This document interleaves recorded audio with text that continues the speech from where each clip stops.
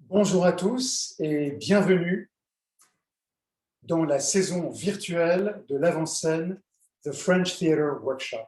Ça nous fait très plaisir de vous accueillir nombreux cet après-midi pour la deuxième représentation de la deuxième pièce virtuelle de la saison Le Malade imaginaire de Molière.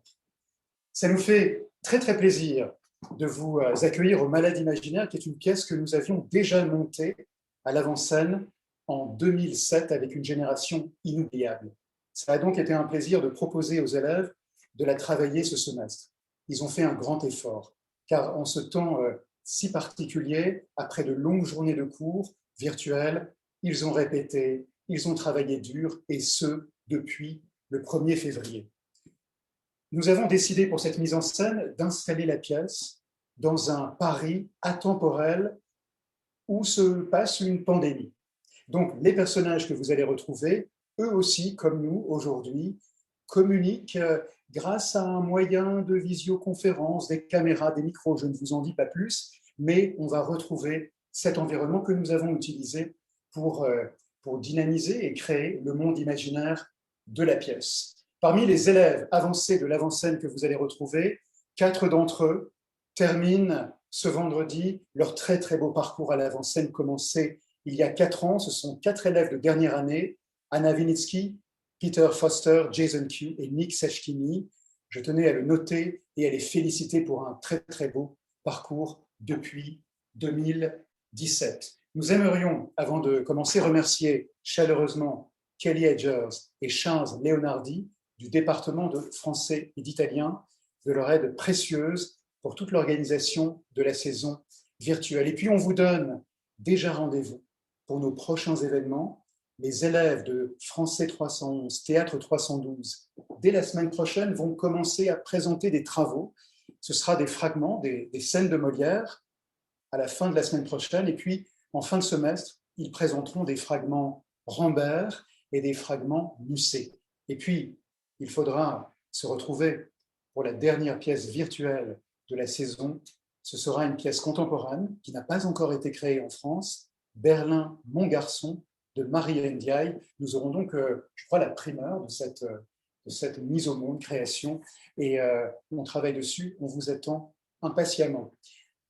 Avant de commencer, nous aimerions remercier nos généreux et fidèles partenaires, the Department of French and Italian, the Lewis Center for the Arts Program in Theatre, and the Cultural Services of the French Embassy.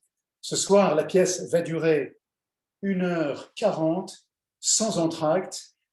Dites-vous que nous progressons aussi dans cette saison virtuelle puisque les élèves jouent en direct depuis leur chambre ou depuis leur maison. Ils sont donc en direct maintenant. C'est un progrès depuis l'automne et ça nous fait bien plaisir de vous proposer cet événement. Ils font d'autant plus d'efforts juste après cette représentation, ils vont enchaîner pour la 3e et dernière représentation. Je vous souhaite une très belle traversée dans le monde du malade imaginaire. Bonne soirée à tous.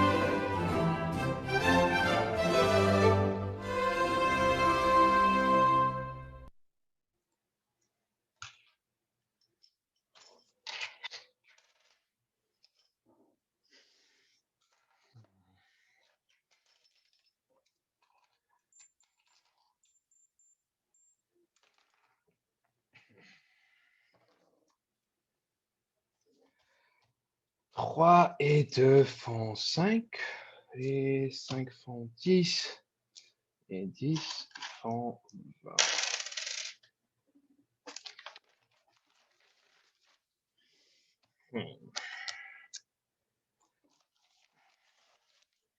en petits clistères insinuatifs, préparatifs et rémollir, pour amollir, humecter et rafraîchir les entrailles de monsieur. Ce qui me plaît de monsieur Florent, l'apothicaire, c'est que ses parties sont toujours fort civiles. Les entrailles de monsieur, 30 sols.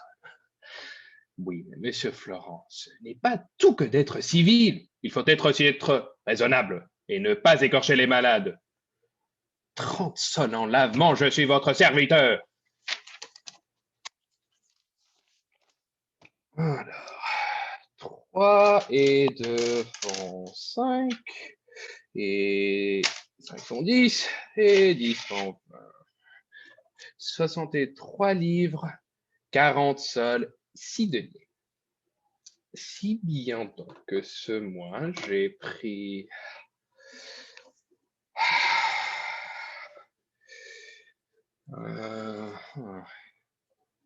Une, 2, 3, 4, 5, 6, 7 et 8 médecines. Et 1, 2, 3, 4, 5, 6, 7, 8, 9, 10, 11 et 12 lavements. Et l'autre mois, il y avait 12 médecines et 20 lavements. Je ne m'étonne pas si je ne me porte pas si bien que ce mois-ci que l'autre. Je le dirai à M. Purgon afin qu'il mette ordre à cela. Allons, commode tout ceci. Il n'y a personne. J'ai beau dire, on me laisse toujours seul. Il n'y a pas moyen de les arrêter ici.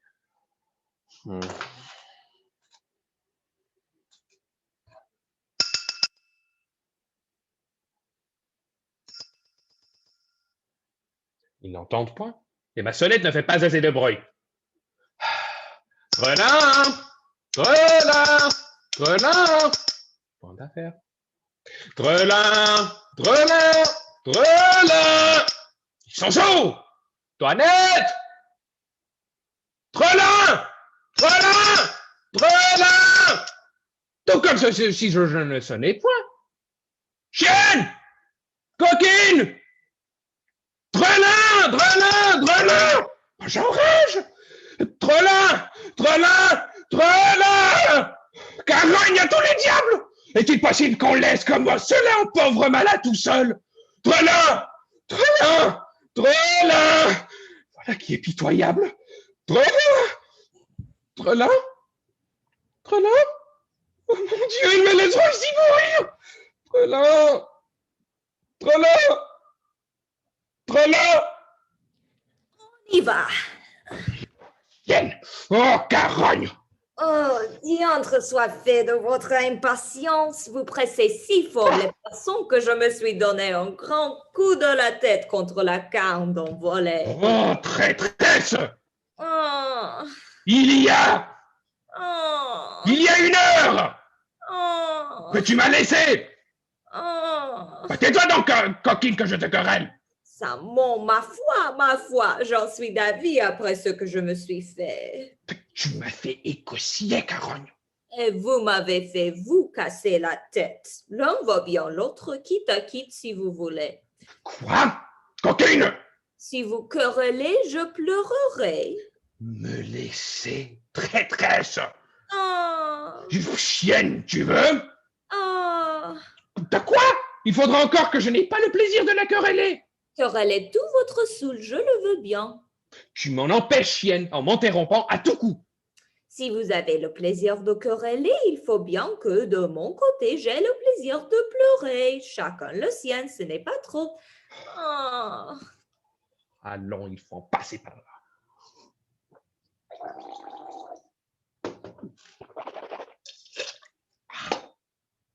Mon lavement d'aujourd'hui a-t-il bien empéré? Votre lavement? Oui, et je fais bien de la bile? Ma foi, je ne me mêle point de ces affaires-là. C'est à M. Florent y mettre le nez puisqu'il en a le profit. Qu'on ait soin de me tenir en bouillon prêt pour l'autre que je dois tantôt prendre. Ce monsieur Florent-là et ce monsieur Purgon s'égaient bien sur votre corps. Ils en ont vu une bonne vache à lait et je voudrais bien leur demander quel mal vous avez pour vous faire tant de remèdes.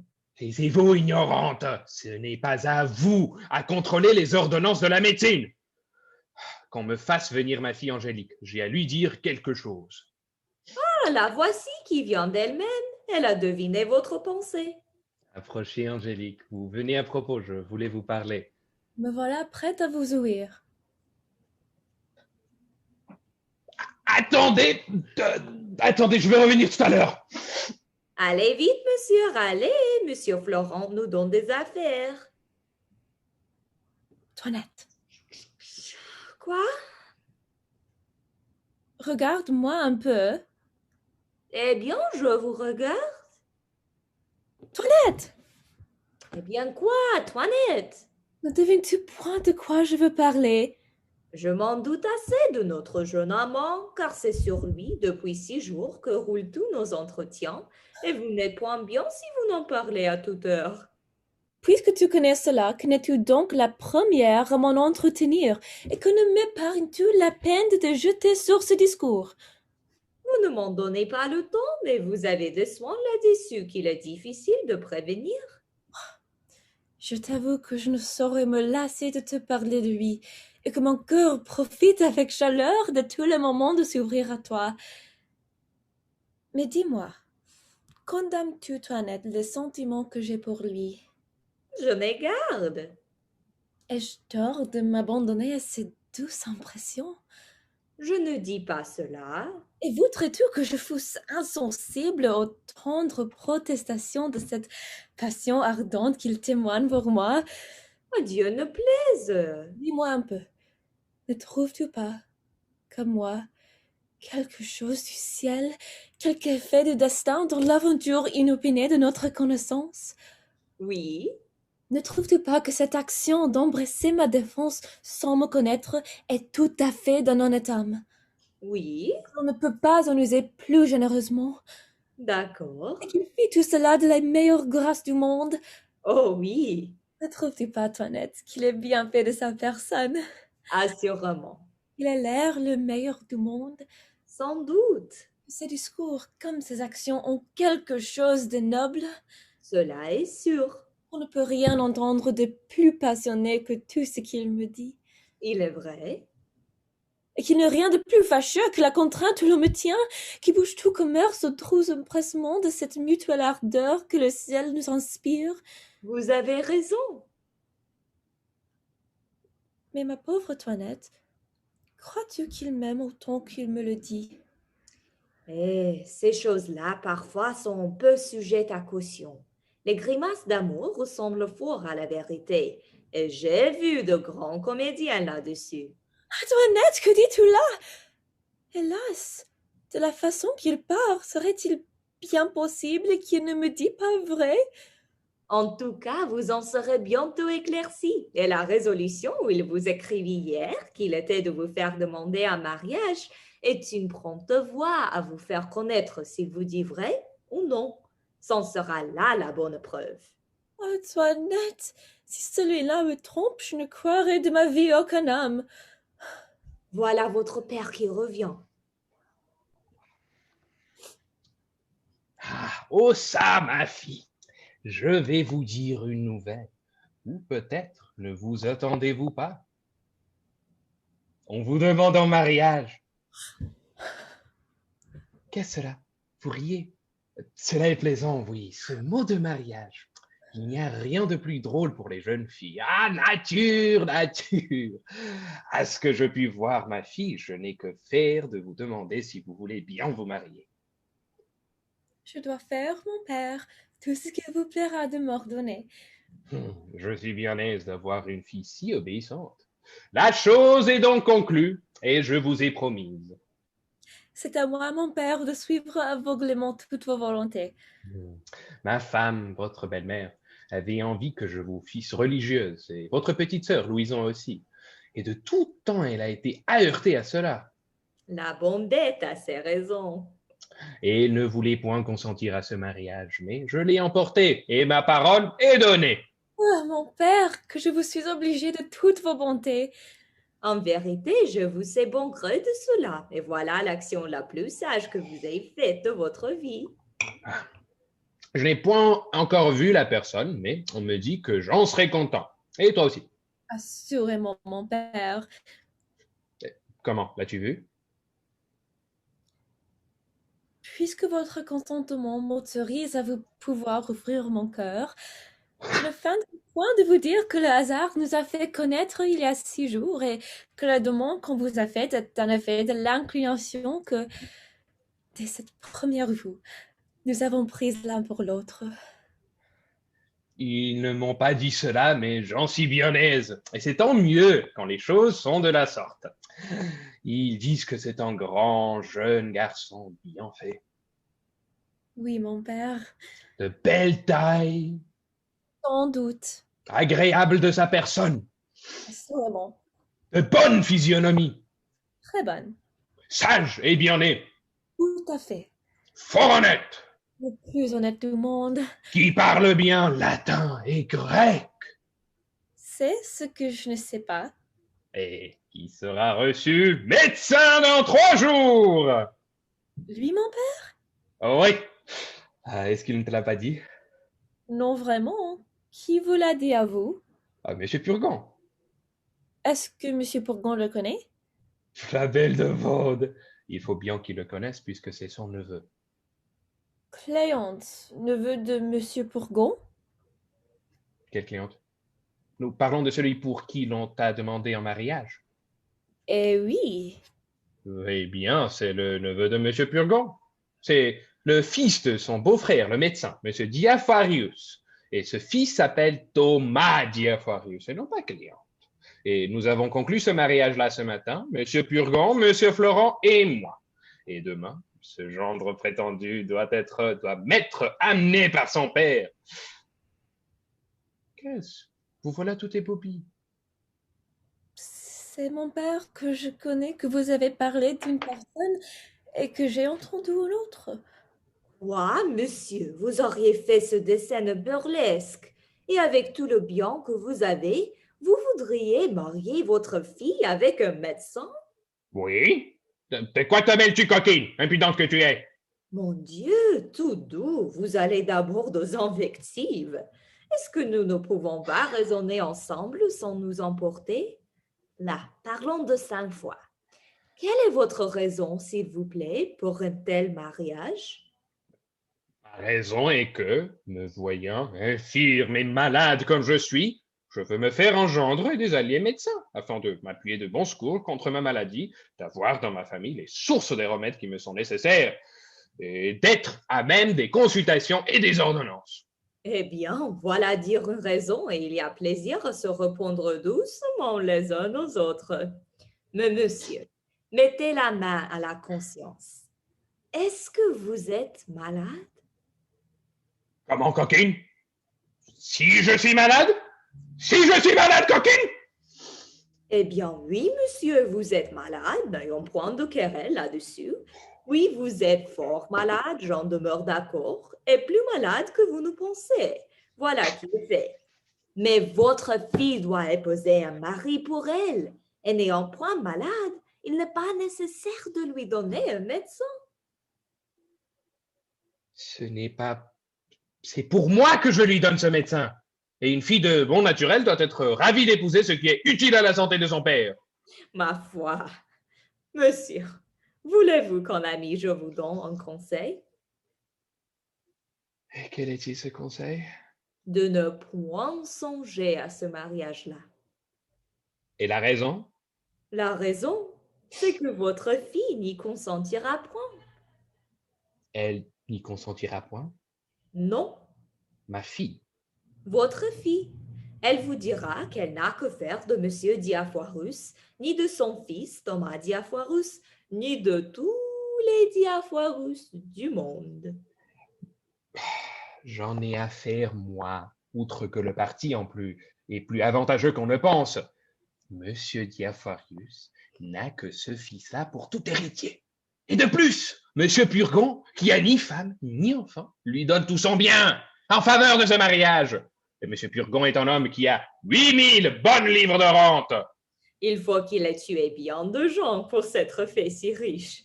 8000 livres de rente sont quelque chose, sans compter le bien du père. Monsieur, tout cela est bel et bon, mais j'en reviens toujours là. Je vous conseille, entre nous, de lui choisir un autre mari. Et elle n'est point faite pour être Madame Diafoirus. Et je veux, moi, que cela soit. Eh fille, ne me dites pas cela. Comment que je ne dise pas cela? Eh non. Et pourquoi ne le dirais-je pas? On dira que vous ne songez pas à ce que vous dites. On dira ce qu'on voudra, mais je vous dis que je veux qu'elle effectue la parole que j'ai donnée. Non, je suis sûre qu'elle ne le fera pas. Je l'y forcerai bien. Elle ne le fera pas, vous dis-je. Elle le fera ou je la mettrai dans un couvent. Vous? Oui, moi. Bon, Comment? Bon. vous ne la mettrez point dans un couvent. Je ne la mettrai point dans un couvent. Non, Non? non. Ouais, voici qui est plaisant. Je ne mettrai pas ma fille dans un couvent si je veux. Non, vous dis-je. Qui m'en empêchera? Vous-même. Moi? Oui, vous n'aurez pas ce cœur-là. Je l'aurai. Vous vous moquez. Je ne me moque point. La tendresse paternelle vous prendra. Et ne me prendra point. Un petit larmouteux, des bras jetés au cou. Mon petit papa mignon, prononcé tendrement, sera assez pour vous toucher. Tout cela ne fera rien. Oui, oui. Je vous dis que j'en demanderai point. Bagatelle. Il ne faut point dire bagatelle. Mon Dieu, je vous connais, vous êtes bon naturellement. Je ne suis point bon et je suis méchant quand je veux. Doucement, monsieur. Vous ne songez pas que vous êtes malade. Je lui commande absolument de se préparer à prendre le mari que je dis. Et moi, je lui défends absolument d'en faire rien. Où est-ce que donc nous sommes? Et quelle audace est cela à une coquine de servante de parler de la sorte devant son maître? Quand un maître ne songe pas à ce qu'il fait, une servante bien sensée est en droit de le redresser. Il est de mon devoir de m'opposer aux choses qui vous peuvent déshonorer. Je m'intéresse comme je dois à ne vous point laisser faire de folie. Chienne! Non, je ne consentirai jamais à ce mariage. Pantarde! Je ne veux point qu'elle épouse votre Thomas Diafoirus. Cagogne! Et elle m'obéira plutôt qu'à vous. Angélique, tu ne veux pas m'arrêter cette coquine-là? Mais mon père, ne vous faites point malade. Si tu ne me l'arrêtes, je te donnerai ma malédiction. Et moi, je la déshériterai si elle vous obéit. Je n'en puis plus. Voilà pour me faire pour mourir. Ah, ma femme! Approchez. Qu'avez-vous, mon pauvre mari? Vous venez ici à mon secours. Que c'est donc qu'il y a, mon petit-fils? Mon Mon ami. On vient de me mettre en colère. Hélas, ce pauvre petit mari. Comment donc, mon ami? Votre coquine de toilette est devenue plus insolente que jamais. Ne vous passionnez donc point. Elle m'a fait enrager, mamie. Doucement, mon fils. Elle a contrecarré 1 heure durant les choses que je veux faire. Voilà, tout doux, tout doux. Elle a eu l'effronterie de me dire que je ne suis pas malade. C'est une impertinente. Vous savez, mon cœur, ce qui en est. Oui, mon cœur, elle a tort. Maman, cette coquine-là me fera pour rire. Et là. Elle est cause de toute la ville que je fais. Ne vous fâchez point tant. Et il y a, je ne sais combien que je vous dis de me la chasser. Mon Dieu, mon fils, il n'y a point de serviteurs et de servantes qui n'aient leurs défauts. On est contraint parfois de souffrir leurs mauvaises qualités à cause des bonnes. Celle-ci est adroite, soigneuse, diligente, surtout fidèle. Et vous savez qu'il faut maintenant de grandes précautions pour les gens que l'on prend. Hola, Toinette, Madame, pourquoi donc est-ce que vous mettez mon mari en colère? moi, madame, hélas, je ne sais pas ce que vous me voulez dire, et je ne songe qu'à complaire à monsieur en toutes choses. Oh, la traîtresse! Il nous a dit qu'il voulait donner sa fille en mariage au fils de monsieur Diafoirus. Je lui ai répondu que je trouvais le parti avantageux pour elle, mais que je croyais qu'il ferait mieux de la mettre dans son couvent. Il n'y a pas grand mal à cela, je trouve qu'elle a raison. Vous la croyez? C'est une scélérate, elle a dit sainte insolence. Eh bien, je vous crois, mon ami. Là, remettez-vous. Écoutez, Toinette, si vous fâchez jamais mon mari, je vous mettrai dehors. Vous ne connaissez pas Mamour, la malice de la pandarde. Oh, elle m'a mis tout hors de moi. Et il me faudra plus de 8 médecines et de 12 lavements pour réparer tout ceci. Là, mon petit ami, apaisez-vous un peu. Mamie, vous êtes toute ma consolation. Pauvre petit-fils. Tâchez de reconnaître l'amour que vous me portez. Je veux mon cœur, comme je vous ai dit, faire mon testament. Ah, mon ami, ne parlons point de cela, je vous prie. Je ne saurais souffrir cette pensée. Le seul mot de testament me fait tressaillir de douleur. Je vous avais dit de parler pour cela à votre notaire. Et le voilà là-dedans que j'ai amené avec moi. Faites-le donc entrer, Mamour. Hélas, mon ami, quand on aime bien un mari, on n'est guère en état de songer à tout cela. Approchez, monsieur de Bonnefoy, approchez. Prenez un siège, s'il vous plaît. Ma femme m'a dit, monsieur, que vous étiez fort honnête homme, et tout à fait de ses amis. Et je le chargeais de vous parler pour un testament que je veux faire. Hélas, je ne suis point capable de parler de ces choses-là. Elle m'a, monsieur, expliqué vos intentions. Et le dessein, vous êtes pour elle. Et j'ai à vous dire là-dessus que vous ne sauriez rien donner à votre femme par votre testament. Mais pourquoi? La coutume y résiste. Si vous étiez en pays de droit écrit, cela se pourrait faire. Mais à Paris et dans les pays coutumiers, au moins dans la plupart, c'est ce qui ne se peut. Et la disposition serait nulle. Tout l'avantage, comme mes femmes conjoints par mariage se peut faire l'un à l'autre, c'est un don mutuel entre vifs. Encore faut-il qu'il n'y ait enfant, soit des deux conjoints ou de l'un d'eux lors du décès du premier mourant. Voilà une coutume bien impertinente. Qu'un mari ne puisse rien laisser à une femme dont il a été aimé tendrement et qui prend de lui tant de soin. J'aurais envie de consulter mon avocat pour voir comment je pourrais faire. Ce n'est point des avocats qu'il faut aller, car ils sont d'ordinaire sévères là-dessus et s'imaginent que c'est un grand crime que de disposer en fraude de la loi. Ce sont gens de difficultés et qui sont ignorants des détours de la conscience. Il y a d'autres personnes à consulter qui sont bien plus accommodantes, qui ont des expédients pour passer doucement par-dessus la loi et rendre juste ce qui n'est pas permis, qui savent aplanir les difficultés d'une affaire et trouver des moyens d'éluder la coutume par quelque avantage indirect. Sans cela, où en serions-nous tous les jours? Il faut de la facilité dans les choses. Autrement, nous ne ferions rien. Et je ne donnerai pas un sou de notre métier. Ma femme avait bien dit, monsieur, vous êtes un homme fort habile et fort honnête. Comment puis-je faire, s'il vous plaît, pour lui donner mon bien? Près mes enfants. Comment vous pouvez faire? Vous pouvez choisir doucement un ami intime de votre femme, auquel vous donnerez en bonne forme, par votre testament, tout ce que vous pouvez. Et cet ami ensuite lui rendra tout. Vous pouvez encore contracter un grand nombre d'obligations non suspectes au profit de divers créanciers qui prêteront leur nom à votre femme et entre les mains de laquelle ils mettront leur déclaration que ce qu'ils en ont fait n'a été que pour lui faire plaisir.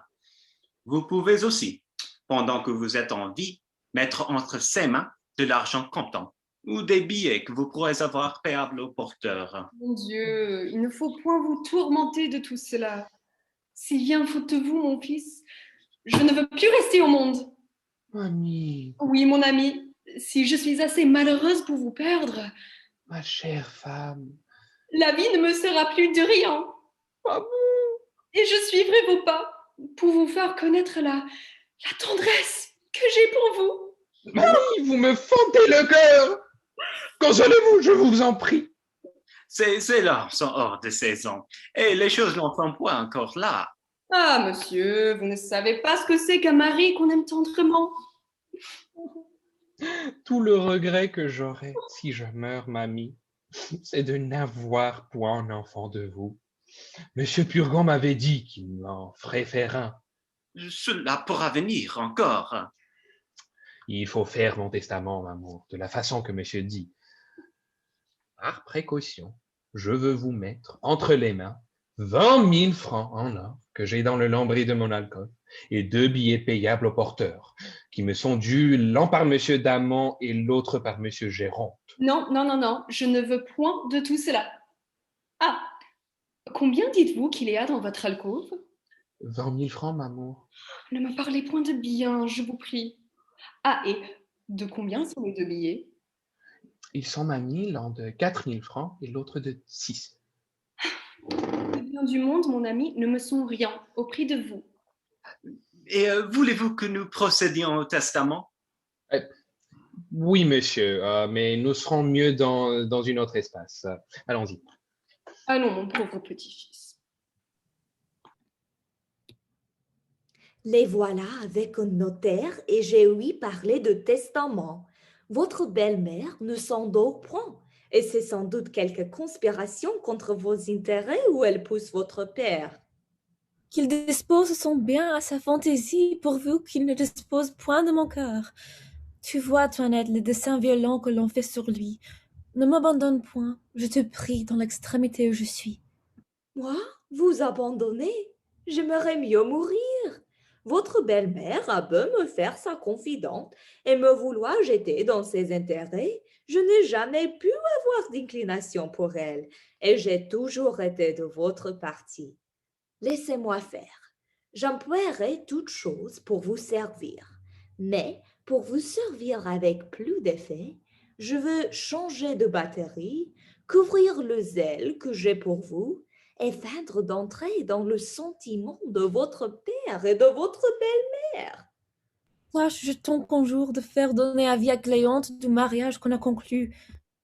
Je n'ai personne employé à cet office que le vieux usurier Polichinelle, mon amant, et il m'en coûtera pour cela quelques paroles de douceur que je veux bien de penser pour vous. Pour aujourd'hui, il est trop tard, mais demain, du grand matin, je l'envoie. Toinette! Voilà qu'on m'appelle. Bonsoir, reposez-vous sur moi.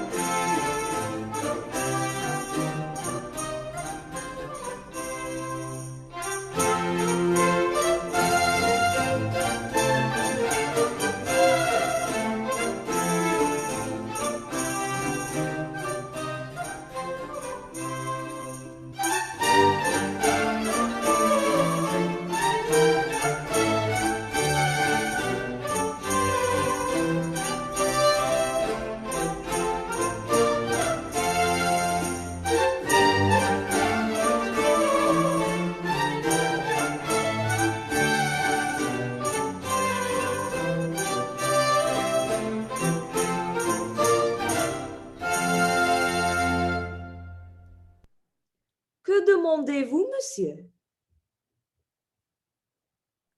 Ce que je demande, Ah, c'est vous! Quelle surprise!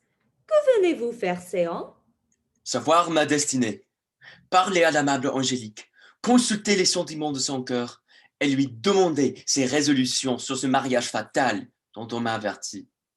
Oui, mais on ne parle pas comme cela de but en blanc à Angélique. Il y faut des mystères, et l'on vous a dit, l'étroite garde où elle est retenue, qu'on ne la laisse ni sortir, ni parler à personne, et que ce ne fut que la curiosité d'une vieille tante qui nous fit accorder la liberté d'aller à cette comédie qui donna lieu à la naissance de votre passion. Et nous nous sommes bien gardés de parler de cette aventure. Aussi, ne viens-je pas ici comme Cléante et sur l'apparence de son amant, mais comme ami de son maître de musique, dont j'ai obtenu le pouvoir de dire qu'il m'envoie à sa place. Voici son père. Retirez-vous un peu et me laissez lui dire que vous êtes là.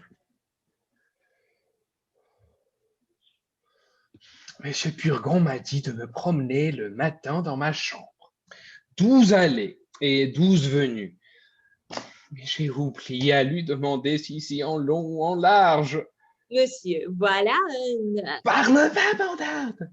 Tu viens m'ébranler tout le cerveau et tu ne songes pas qu'il n'y faut point parler si haut à des malades. Je voulais vous dire, monsieur. Parle pas, te dis-je! Monsieur. Hein? Je vous dis que... Qu'est-ce que tu dis? Je dis que voilà un homme qui veut parler à vous. Qu'il vienne. Monsieur, Ne parle pas si haut de peur de branler le cerveau de monsieur. monsieur, je suis ravi de vous trouver debout et de voir que vous vous portez mieux. Comment qu'il se porte mieux? Cela est faux. Monsieur se porte toujours mal. Je vais lui dire que monsieur a été mieux et je lui trouve bon visage. Que voulez-vous dire avec votre bon visage? Monsieur l'a fort mauvais. Ce sont des impertinents qui vous ont dit qu'il était mieux. Il ne s'est jamais si mal porté. Il a raison. Il marche, dort, mange et boit tout comme les autres. Mais cela n'empêche pas qu'il ne soit fort malade. Cela est vrai. Monsieur, j'en suis au désespoir. Je viens de la part du maître à chanter de mademoiselle votre fille. Il s'est vu obligé d'aller à la campagne pour quelques jours. Et comme son ami intime, il m'envoie à sa place pour lui continuer ses leçons. De peur qu'on les interrompt, elle ne vint oublier ce qu'elle sait déjà. Fort bien. Appelez Angélique. Je crois, monsieur, qu'il sera mieux de mener monsieur à sa chambre. Non. Faites-la venir. Il ne pourra lui donner les sons comme il faut, s'ils ne sont en particulier. Si fait. Monsieur, cela ne fera que vous étourdir. Et il ne faut rien pour vous émouvoir en l'état où vous êtes et vous ébranler le cerveau. Point. J'aime la musique et je serai bien aise de... Ah, la voici. Allez-vous-en, vous, voir si ma femme est habillée. Venez, ma fille. Votre maître de musique est allé au chant. Et voilà une personne qui l'envoie à sa place pour vous montrer. Ah, ciel! Qu'est-ce? D'où vient cette surprise? C'est... Quoi? Qui vous émeut de la sorte? C'est mon père, une aventure surprenante qui se rencontre ici. Comment? J'ai songé cette nuit que j'étais dans le plus grand embarras du monde et qu'une personne faite tout comme monsieur s'est présentée à moi, à qui j'ai demandé secours et qui m'est venue tirer de la peine où j'étais. Et ma surprise a été grande de voir inopinément en arrivant ici ce que j'ai eu dans l'idée toute la nuit. Ce n'est pas être malheureux que d'occuper votre pensée, soit en dormant, soit en veillant. Et mon bonheur serait grand sans doute si vous étiez dans quelque peine dont vous me jugeassiez digne de vous tirer. Et il n'y a rien que je ne fisse pour... Ma foi, monsieur, je suis pour vous maintenant et je me dédie de tout ce que je disais hier. Voici monsieur Diafoirus le père et monsieur Diafoirus le fils qui viennent vous rendre visite. Oh, que vous serez bien engendrés! Vous allez voir le garçon le mieux fait du monde et le plus spirituel. Il n'a dit que 2 mots qui m'ont ravi. Et votre fille va être charmée de lui. Ne vous en allez point, monsieur, c'est que je marie ma fille. Et voilà qu'on lui amène son prétendu mari, qu'elle n'a point encore vu. Ce m'honorerait beaucoup, monsieur, de vouloir que je sois témoin d'une entrevue si agréable. C'est le fils d'un habile médecin, et le mariage se fera dans 4 jours. Fort bien. Mandez-le un peu à son maître de musique, afin qu'il se trouve à la noce. Ah, je n'y manquerai pas. Je vous y prie aussi. Vous me faites beaucoup d'honneur. Allons, qu'on se range, les voici.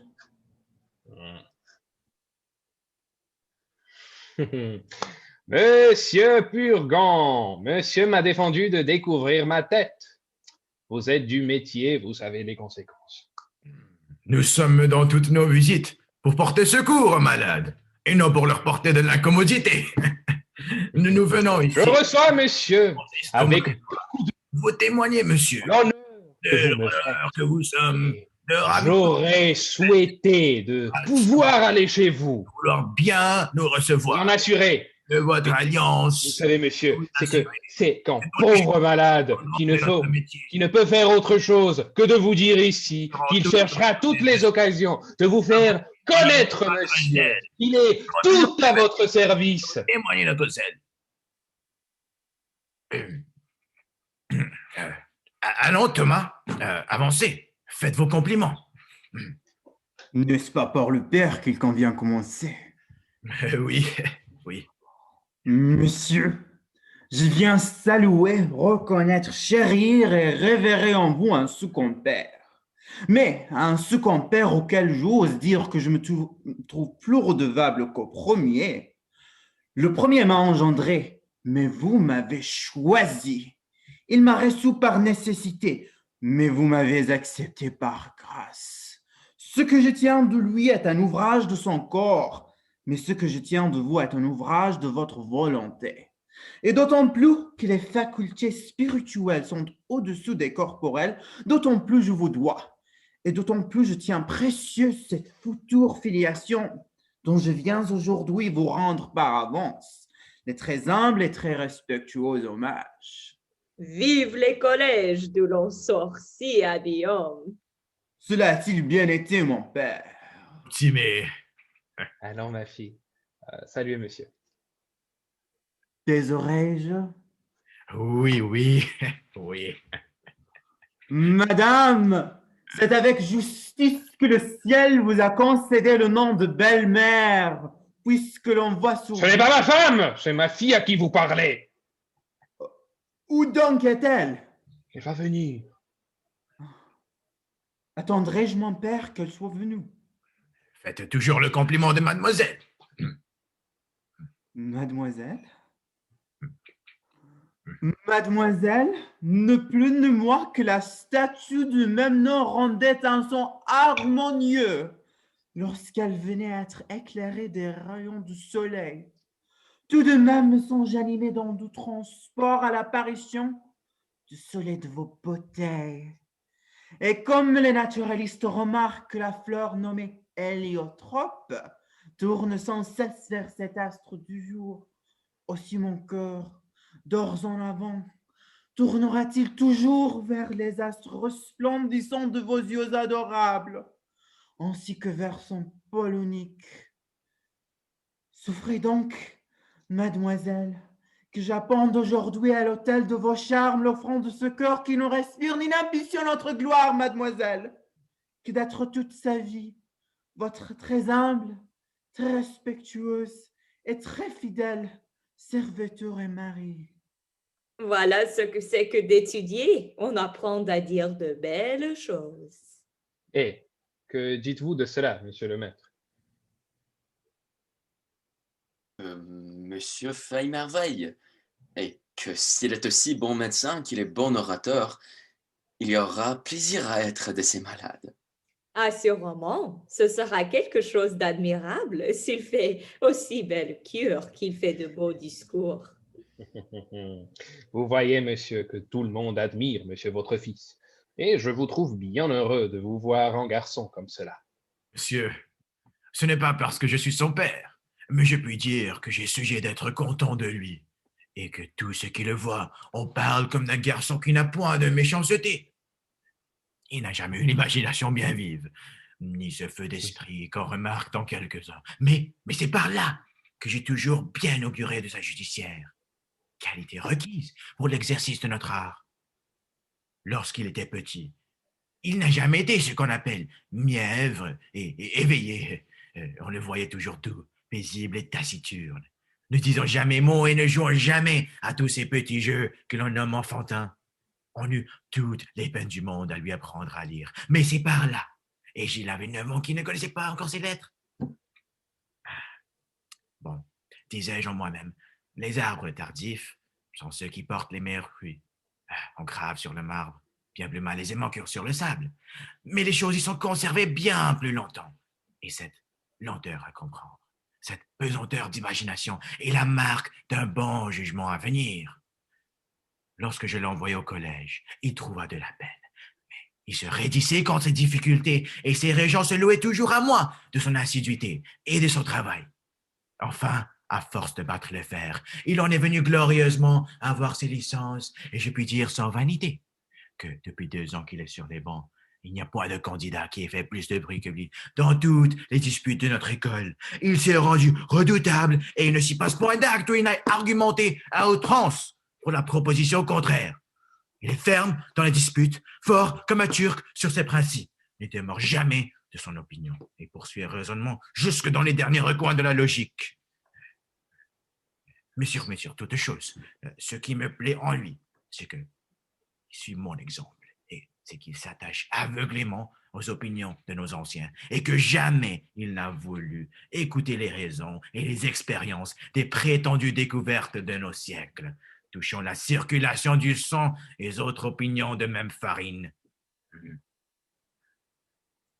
Et contre les circulateurs, soutenu une thèse qu'avec la permission du monsieur, j'ose présenter à mademoiselle, comme un hommage que je lui dois, des prémices de mon esprit. Monsieur, c'est pour moi une meuble inutile et je ne me connais pas à ces choses-là. Donnez, donnez, elle est toujours bonne à prendre pour l'image. Cela servira à parer notre chambre. Avec la permission aussi de monsieur, je vous invite à venir voir l'un de ces jours pour vous divertir, la dissection d'une femme sur quoi je dois raisonner. Le divertissement sera agréable. Il y en a qui donnent la comédie à leur maîtresse, mais donner une dissection est quelque chose de plus galant. Mais au reste, pour ce qui est des qualités requises, pour le mariage et la propagation, je vous assure que selon les règles de nos docteurs, il est tel que l'on peut souhaiter. Qu'il possède en un degré louable la vertu prolifique et qu'il ait du tempérament qu'il faut pour engendrer et procréer des enfants bien conditionnés. N'est-ce pas votre intention, monsieur, de le pousser à la cour et d'y ménager pour lui une charge de médecin? À vous en parler franchement, notre métier auprès des grands ne m'a jamais paru agréable et j'ai toujours trouvé qu'il valait mieux pour nous autres de rester au public. Le public est commode. Vous n'avez à répondre à de vos actions à personne. Et pourvu que l'on suive les règles de notre art, on ne se met point en peine de tout ce qui peut arriver. Mais ce qu'il y a de fâcheux auprès des grands, c'est que quand ils viennent à être malades, ils veulent absolument que leur médecin les guérisse. Cela est plaisant et ils sont bien impertinents de vouloir que vous autres messieurs vous le guérissiez. Vous n'êtes point auprès d'eux pour cela. Vous n'y êtes que pour recevoir vos pensions et leur ordonner des remèdes. C'est à eux de guérir s'ils peuvent. Cela est vrai. On n'est obligé qu'à traiter les gens dans l'effort. Monsieur le maître, faites un peu chanter ma fille devant la compagnie. J'attendais vos ordres, monsieur. Et il m'est venu en pensée, pour divertir la compagnie, de chanter avec mademoiselle une scène d'un petit opéra qu'on a fait depuis peu. Tenez, mademoiselle, je vous envoie à votre partie. Moi? Ne vous défendez point, hein, s'il vous plaît, et me laissez-vous faire comprendre ce que c'est que la scène que nous devons chanter. Je n'ai pas une voix à chanter, mais ici, il suffit que je me fasse entendre, et l'on aura la bonté de m'excuser par la nécessité où je me trouve de faire chanter mademoiselle. Les fers, en sont-ils beaux? C'est proprement ici un petit opéra impromptu, et vous n'allez entendre chanter que de la prose cadencée, ou des manières de vers libres, telles que la passion et la nécessité peuvent faire trouver à deux personnes qui disent les choses d'eux-mêmes et parlent sur le chant. Fort bien. Écoutons. Voici le sujet de la scène. Un berger était attentif aux beautés d'un spectacle qui ne faisait que commencer, lorsqu'il fut tiré de son attention par un bruit qu'il entendit à ses côtés. Il se retourne et voit un brutal qui, de paroles insolentes, maltraitait une bergère. D'abord, il prend les entrailles d'un sexe à qui tous les hommes doivent hommage. Et après avoir donné au brutal le châtiment de son insolence, il vient à la bergère et voit une jeune personne qui, des deux plus beaux yeux qu'il eût jamais vus, versait des larmes, qu'il trouva les plus belles du monde. Hélas, dit-il en lui-même, est-on capable d'outrager une personne si aimable? Et quel inhumain, quel barbare ne serait touché par de telles larmes? Il prend de les arrêter, ces larmes, qu'il trouve si belles. Et l'amable bergère prend soin en même temps de le remercier de son léger service, mais d'une manière si charmante, si tendre et si passionnée que le berger n'y peut résister. Et chaque mot, chaque regard est un trait plein de flammes, dont son cœur se sont pénétrés. Est-il, disait-il, quelque chose qui puisse mériter les aimables paroles d'un tel remerciement? Et que ne voudrait-on pas faire? À quel service? À quel danger ne serait-on pas ravi de courir pour s'attirer un seul moment des touchants douceurs d'une âme si reconnaissante? Tout le spectacle passe, sans qu'il y donne aucune attention. Mais il se plaint qu'il est trop court, parce qu'en finissant, il le sépare de son adorable bergère. Et de cette première vue, de ce premier moment, il emporte chez lui tout ce qu'un amour de plusieurs années peut avoir de plus violent. Le voilà aussitôt à sentir tous les maux de l'absence, et il est tourmenté de ne plus voir ce qu'il a si peu vu. Il fait tout ce qu'il peut pour redonner cette vue, dont il conserve, nuit et jour, une si chère idée. Mais la grande contrainte où l'on tient sa bergère lui en ôte tous les moyens. La violence de sa passion le fait résoudre à demander en mariage l'adorable beauté, sans laquelle il ne peut plus vivre. Et il en obtient d'elle la permission, par un billet qu'il a l'adresse de lui faire tenir. Mais, dans le même temps, on l'avertit que le père de cette belle a conclu son mariage avec un autre et que tous se disposent pour en célébrer la cérémonie. Jugez quelle atteinte cruelle au cœur de ce triste berger. Le voilà accablé d'une mortelle douleur. Il ne peut souffrir l'effroyable idée de voir tout ce qu'il aime entre les bras d'un autre. Et son amour, au désespoir, lui fait trouver le moyen de s'introduire dans la maison de sa bergère pour apprendre ses sentiments et savoir d'elle la destinée à laquelle il doit se résoudre. Il y rencontre les apprêts de tout ce qu'il craint. Il y voit venir l'indigne rivale que le caprice d'un père oppose aux tendresses de son amour. Et il le voit triomphant, ce rival ridicule, auprès de l'amable bergère, ainsi qu'auprès d'une coquette qui lui est assurée. Et cette vue le remplit d'une colère dont il a peine à se rendre le maître. Il jette de douloureux regards sur celle qu'il adore. Et son respect et la présence de son père l'empêchent de lui rien dire que des yeux. Mais enfin, il force toute contrainte et le transport de son amour l'oblige à lui parler ainsi. Belle Phyllis, c'est trop souffrir. Rompons ce dur silence et m'ouvrez vos pensées. Apprenez-moi ma destinée. Faut-il vivre, faut-il mourir? Vous me voyez, Tircis, triste et mélancolique, aux apprêts de l'image dont vous vous alarmez. Je lève au ciel les yeux, je vous regarde, je soupire, c'est vous en dire assez. Ouais, je ne croyais pas que ma fille fût si habile que de chanter ainsi à livre ouvert, sans hésiter.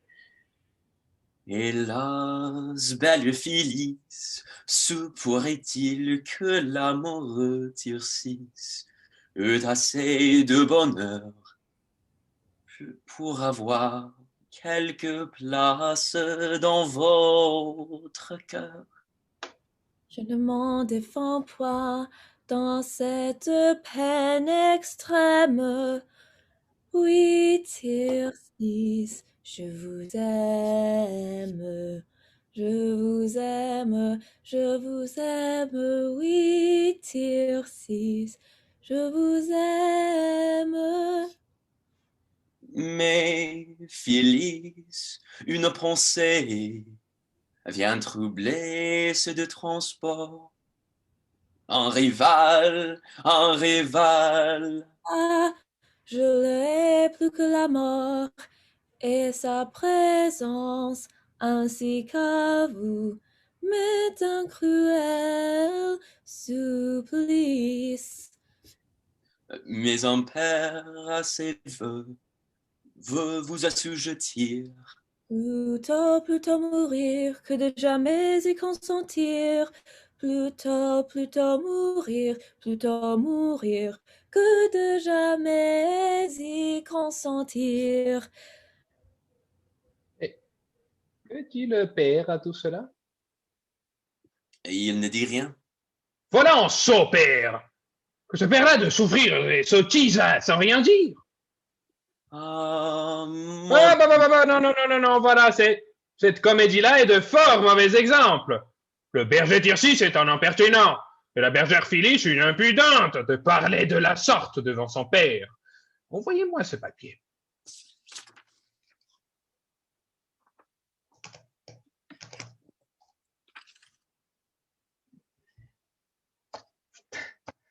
Où sont donc les paroles que vous avez dites? Il n'y a là que de la musique écrite? Est-ce que vous ne savez pas, monsieur, qu'on a trouvé depuis peu l'invention d'écrire les paroles avec les notes mêmes? Fort bien, je suis votre serviteur, monsieur. Jusqu'au revoir. Nous nous serions bien passés de votre impertinent d'opéra. J'ai cru vous divertir. Les sottises ne divertissent point. Voici ma femme. Maman, voilà le fils de monsieur Diafariet. Madame, c'est avec justice que le ciel vous a concédé le nom de belle-mère, puisque l'on voit sur votre Monsieur, visage... je suis ravie d'être venue ici à propos pour avoir l'honneur de vous voir. Puisque l'on voit sur votre visage... Madame, c'est avec grâce que le... Madame, vous m'avez interrompu dans le milieu de ma période. Cela m'a troublé la mémoire. Thomas, réservez cela pour une autre fois. Je voudrais, mamie, que vous eussiez été ici tantôt. Ah, madame, vous avez bien perdu de n'avoir point été au second père, à la statue de même nom et à la fleur nommée héliotrope. Allons, ma fille. Touchez dans la main de monsieur et lui donnez votre foi, comme à votre mari. Mon père, Eh bien, mon père, qu'est-ce que cela veut dire? de grâce, ne précipitez pas les choses. Donnez-moi au moins le temps de nous connaître et de voir naître en nous l'un pour l'autre cette inclination si nécessaire à composer une union parfaite. Quant à moi, mademoiselle, elle est déjà toute née en moi, et je n'ai pas besoin d'attendre davantage. Si vous êtes si prompt, monsieur, il n'en est pas de même de moi, et je vous avoue que votre mérite n'a pas encore fait assez d'impression dans mon âme. Eh bien, bien, cela aura tout le loisir de se faire quand vous serez mariés ensemble. Eh, mon père, donnez-moi du temps, je vous prie. Le mariage est une chaîne où l'on ne doit jamais soumettre un cœur par force. Et si monsieur est honnête homme, il ne doit point vouloir accepter une personne qui serait à lui par contraire. Niego consequentiam, mademoiselle. Et je puis être honnête et vouloir bien vous accepter des mains de monsieur votre père. C'est un méchant moyen de se faire aimer de quelqu'un que de lui faire violence. Nous lisons des anciens, mademoiselle, que leur coutume était d'enlever par force de la maison des pères les filles qu'on venait marier, afin qu'il ne semblât pas que ce fût de leur consentement qu'elles convelaient dans les bras d'un homme. Les anciens, monsieur, sont les anciens, et nous sommes les gens de maintenant. Les grimaces ne sont point nécessaires dans notre siècle, et quand un mariage nous plaît, nous savons fort bien y aller, sans qu'on nous y traîne. Donnez-vous patience. Si vous m'aimez, monsieur, vous devez vouloir tout ce que je veux. Oui, mademoiselle, jusqu'aux intérêts de mon amour exclusivement. Mais la grande marque d'amour, c'est d'être soumis aux volontés de celle qu'on aime. Distingo, mademoiselle, dans ceux qui ne regardent point sa possession, concedo, mais dans ceux qui la regardent, nego. Vous avez beau raisonner, monsieur Reffray est mollu du collège et il vous donnera toujours votre reste. Pourquoi tant résister et refuser la gloire d'être attaché au corps de la faculté? Elle a peut-être quelque inclination en tête. Si je l'avais, madame, elle serait telle que la raison et l'honnêteté pourraient me la permettre. Ouais, je joue ici un plaisant personnage. Si j'étais que de vous, mon fils, je ne la forcerais point à se marier et je sais bien ce que je ferais. Je sais, madame, ce que vous voulez dire et les bontés que vous avez pour moi, mais peut-être que vos conseils ne seront pas assez heureux pour être exécutés. C'est que les filles bien sages et bien honnêtes comme vous se moquent d'être obéissantes et soumises aux volontés de leur père. Cela a été bon autrefois. Le devoir d'une fille déborde, madame, et la raison et les lois ne l'étendent point à toutes sortes de choses. C'est-à-dire que vos pensées ne sont que pour le mariage, mais vous voulez choisir un époux à votre fantaisie. Si mon père ne veut pas me donner un mari qui me plaise, je le conjurerai au moins de ne me point forcer à en épouser un que je ne puisse pas aimer. Messieurs, je vous demande pardon de tout ceci. Chacun a son bout en son marion. Pour moi, qui ne veux un mari que pour l'aimer véritablement et qui prétend en faire tout l'attachement de ma vie, je vous avoue que j'y cherche quelques précautions. Il y en a d'aucunes qui prennent un mari seulement pour se tirer de la contrainte de leurs parents et se mettre en état de faire tout ce qu'elles voudront. Il y en a d'autres, madame, qui font de mariage un commerce de pur intérêt, qui ne se marient que pour gagner des douaires, que pour s'enrichir par la mort de son mari, et courent sans scrupule de scrupule un mari en mari pour s'approprier leur dépouille. Ces personnes-là, à la vérité, n'y cherchent pas tant de façon et regardent peu la personne. Je vous trouve aujourd'hui bien raisonnante et je voudrais bien savoir ce que vous voulez dire par là. Moi, madame, que voudrais-je dire que ce que je dis? Vous êtes si sotte, mamie, qu'on ne saurait plus vous souffrir. Vous voudriez bien, madame, m'obliger à vous répondre quelque impertinence, mais je vous avertis que vous n'aurez pas cet avantage. Mais rien d'égal à votre insolence. Non, madame, vous avez beau dire. Et vous avez un ridicule orgueil, une impertinente présomption qui fait hausser les épaules à tout le monde. Tout cela, madame, ne servira de rien. Vous serez sage en dépit de vous, et pour vous ôter l'espérance de pouvoir réussir dans ce que vous voulez, je vais m'ôter de votre vous. Écoute, il n'y a point de milieu à cela. Choisis d'épouser dans 4 jours, ou monsieur, ou en couvent. Ne vous mettez pas en peine, je l'arrangerai bien. Je suis fâchée de vous quitter, mon fils, mais j'ai une affaire en ville dont je ne puis me dispenser. Je reviendrai bientôt. Allez, m'amour, et passez chez votre notaire, afin qu'il expédie ce que vous savez. Adieu, mon petit ami. Mon Dieu, mamie. Voilà une femme qui m'aime. Cela n'est pas croyable. Monsieur, nous allons prendre congé de vous. Je vous prie, monsieur, de me dire un peu comment je suis. Allons, Thomas, prenez l'autre bras de monsieur pour voir si vous saurez porter un bon jugement de son pouls. Qui dit 6? Dico que le peu du monsieur est le peu d'un homme qui ne se porte pas bien. Bon, Qu'il est douriuscule, pour ne pas dire dur, fort bien. repoussant, Béné, et même un peu caprisant. optimé. Ce qui marque une intempérée dans le parenchyme splénique, Fort bien. c'est-à-dire la rate. Non, Monsieur Purgon dit que c'est mon foie qui est malade. Eh oui. Qui dit parenchyme dit l'un et l'autre, à cause de l'étroite sympathie qu'ils ont ensemble, par le moyen du va bref du pylore et souvent des méages chelidoques. Il vous ordonne sans doute de manger force rôti. Non, rien que du bouilli. Eh oui, rôti, bouilli, même chose. Mais il vous ordonne fort prudemment et vous ne pouvez être en de meilleures mains. Monsieur, combien est-ce qu'il faut mettre de grains de sel dans un œuf? 6, 8, 10, par les nombres pairs et comme dans les médicaments par les nombres impairs. Jusqu'au revoir, monsieur. Je viens, mon fils, avant que de sortir, vous donner avis d'une chose à laquelle il faut que vous preniez garde. En passant par devant la chambre d'Angélique, j'ai vu un jeune homme avec elle qui s'est sauvé d'abord qu'il m'a vu. Un jeune homme avec ma fille? Oui, votre petite fille Louison était avec eux. Qui pourra vous en dire des nouvelles? Envoyez-la ici, mamie, envoyez-la ici. L'effronté! Je ne m'étonne plus de sa résistance. Qu'est-ce que vous voulez, mon papa? Ma belle-maman m'a dit que vous me demandez. Oui, venez ça, avancez là, tournez-vous, levez les yeux, regardez-moi. Ah! Quoi, mon papa? Là! Quoi? N'avez-vous rien à me dire? Je vous dirai, si vous voulez, pour vous désennuyer le conte de Podane ou bien la fable du corbeau et le renard qu'on m'a appris depuis peu. Ce n'est pas là ce que je demande. Quoi donc?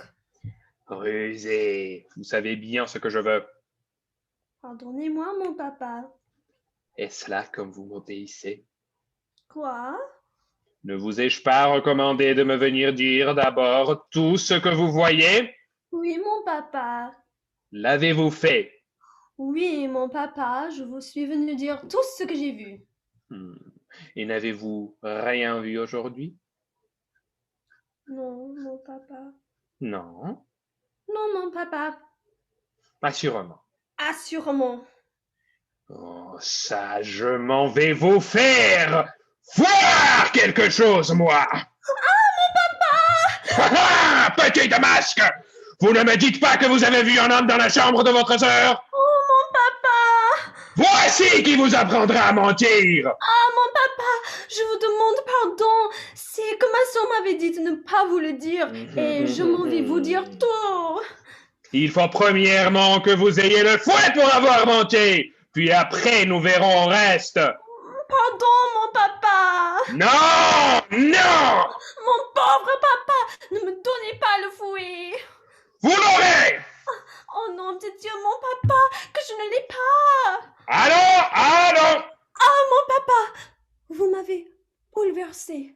Attendez, je suis morte. Oh là! Qu'est-ce là? Louison! Louison? Oh mon Dieu! Louison! Ma fille! Oh malheureux! Ma pauvre fille est morte! Qu'ai-je fait? Misérable! Ah, chienne de verge!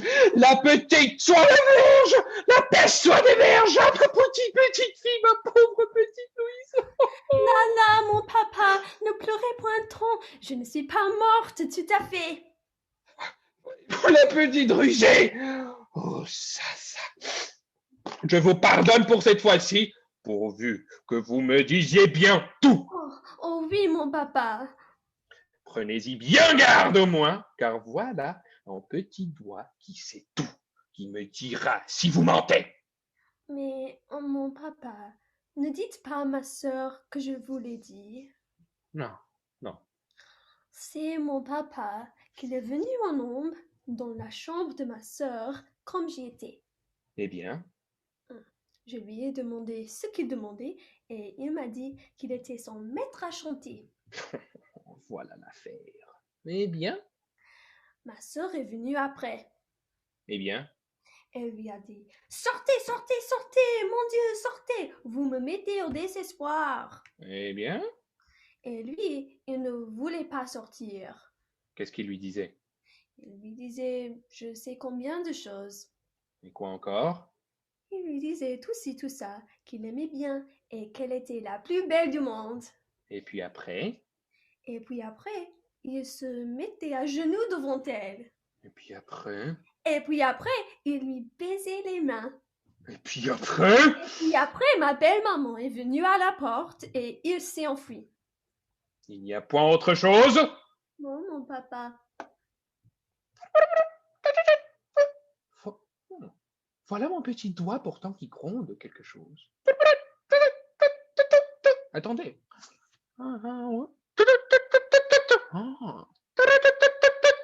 Voilà mon petit doigt qui me dit quelque chose que vous avez vu et que vous ne m'avez pas dit. Oh, mon papa, votre petit doigt est un menteur. Prenez garde! Non, mon papa, ne le croyez pas. Il ment, je vous assure. Bien, bien, nous verrons cela. Allez-vous-en et prenez bien garde à tout. Allez! Oh, il n'y a plus d'enfants. Ah, que d'affaires! Je n'ai pas seulement le loisir de songer à ma maladie. En vérité, je n'en puis plus.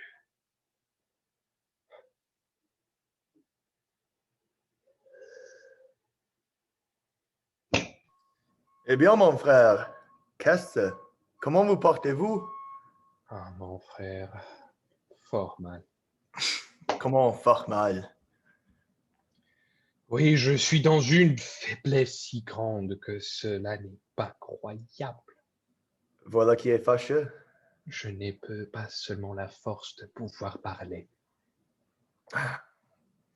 J'étais venu ici, mon frère, vous proposer une partie pour ma nièce Angélique. Mon frère, ne me parlez point de cette coquine-là. C'est une friponne, une impertinente, une effrontée que je mettrai dans un couvent avant qu'il soit 2 jours. Ah, voilà qui est bien. Je suis bien aisé que la force vous revienne un peu et que ma visite vous fasse du bien. Oh, ça, nous parlerons d'affaires tantôt. Je vous amène ici un divertissement que j'ai rencontré qui dissipera votre chagrin et vous rendra l'âme mieux disposée aux choses que nous avons à dire.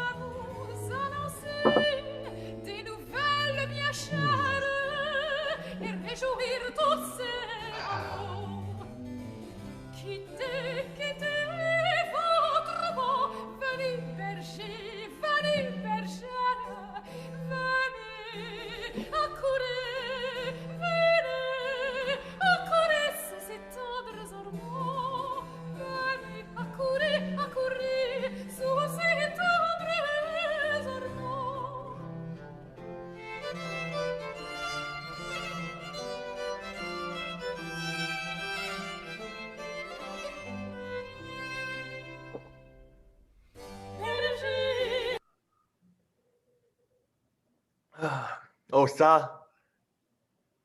Voulez-vous que nous parlions un peu ensemble? Un peu de patience, mon frère, je veux revenir. Tenez, monsieur, vous ne songez pas que vous ne sauriez marcher sans bâton. Tu as raison.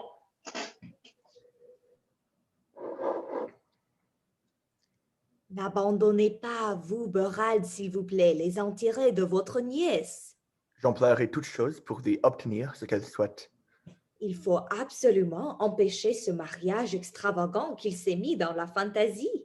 Et j'avais songé à moi-même que ça aurait été une bonne affaire de pouvoir introduire ici un médecin à notre poste pour le dégoûter de son monsieur Pourgon et lui de créer sa conduite. Mais comme nous n'avons personne en main pour cela, j'ai résolu de jouer autour de ma tête. Comment?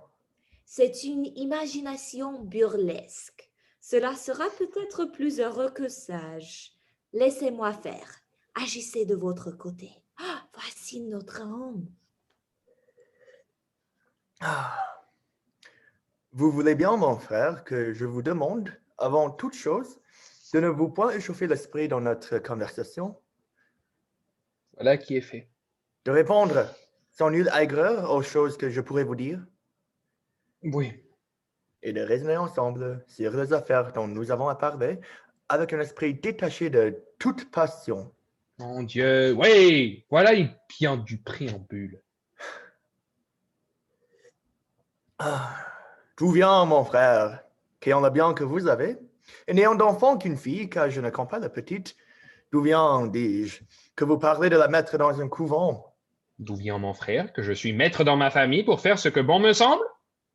Votre femme ne manque pas de vous conseiller de vous défaire ainsi de vos 2 filles, et je ne doute point que, par un esprit de charité, elle ne fût ravie de les voir toutes 2 bonnes religieuses. Oh ça, nous y voici. Voilà d'abord la pauvre femme en jeu. C'est elle qui fait tout le mal, et tout le monde lui en veut. Non, mon frère, laissons-la là.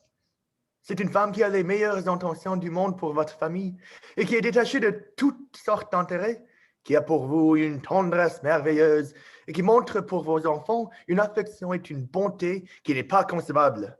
Cela est certain. N'en parlons point, et revenons à votre fille.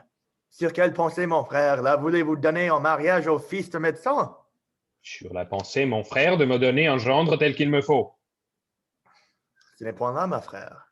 Le fait de votre fille, et il se présente un parti plus sortable pour elle. Oui, mais celui-ci, mon frère, est plus sortable pour moi. Mais le mari qu'elle doit prendre doit-il être mon frère? Ou pour elle, ou pour vous? Il doit être mon frère, et pour elle, et pour moi. Et je veux mettre dans ma famille les gens dont j'ai besoin. Par cette raison-là, si votre petite était grande, vous lui donneriez en mariage un apothicaire? Pourquoi non? Est-il possible que vous serez toujours embéguiné de vos apothicaires et de vos médecins, et que vous voulez être malade en dépit des gens et de la nature? Comment l'entendez-vous, mon frère? J'entends, mon frère, que je ne vois point d'homme qui soit moins malade que vous, et que je ne demanderai point une meilleure constitution que la vôtre. Une grande marque que vous vous portez bien, et que vous avez un corps parfaitement bien composé, c'est qu'avec tous les soins que vous avez pris, vous n'avez pu parvenir encore à gâter la bonté de votre tempérament, et que vous n'êtes point crevé de toutes les médecines qu'on vous a fait prendre.